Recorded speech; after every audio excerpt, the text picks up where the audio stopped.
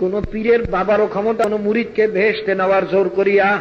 আরে আল্লাহর হাবিব আজীবন চেষ্টা করিয়াও আপন চাচা আবু তালেব আবুল আহাবকে বেহেশতে নিতে পারেন নাই। বাবারে,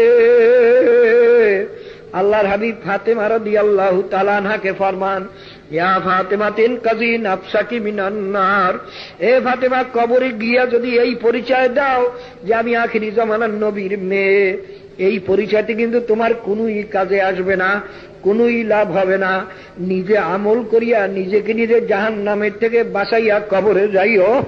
বাবারে, যদি কেউ মনে করিয়া থাকো আমি অত আমল করতে পারবো না, পীর সাহেব আমাকে বেহেশতে নিয়ে যাবে, তুমি মুশরিক হইয়া গেলা, অর্থাৎ আল্লাহ পাকের সঙ্গে অংশীদার বানাইছো তোমার পীরেরে।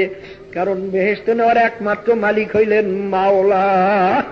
যদি কোনো পীরে বলে আমি তোমার কবর আযাব মাফ করতে পারবো না, তোমার এই জাহান্নামের থেকে বাঁচাইতে পারবো না, তবে আমি কেমন পীর হইলাম?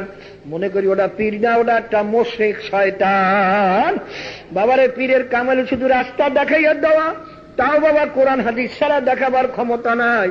এই জন্য পীর হওয়ার জন্য পহেলা শর্তই হইল অন্তত মেশকাত জালালাইনের এলেম তার ভিতরে থাকা লাগবে, ওই অনুযায়ী আমল তার ভিতরে থাকা লাগবে, এবং আর একজন আমলকারীর সার্টিফিকেট যাকে বলা হয় খেলাফত, সার্টিফিকেট পাওয়া লাগবে।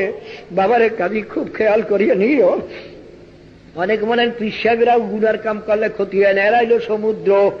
না না বাবা, মশালার বেলায় পীর সাহেব যেরকম মুরিদও সেই রকম। বাবারে, আমার জন্য গুনাহ গুনাহ, তোমার জন্য গুনাহ গুনাহ। বাবারে, পীরের জন্য ভিন্ন কিছু নাই।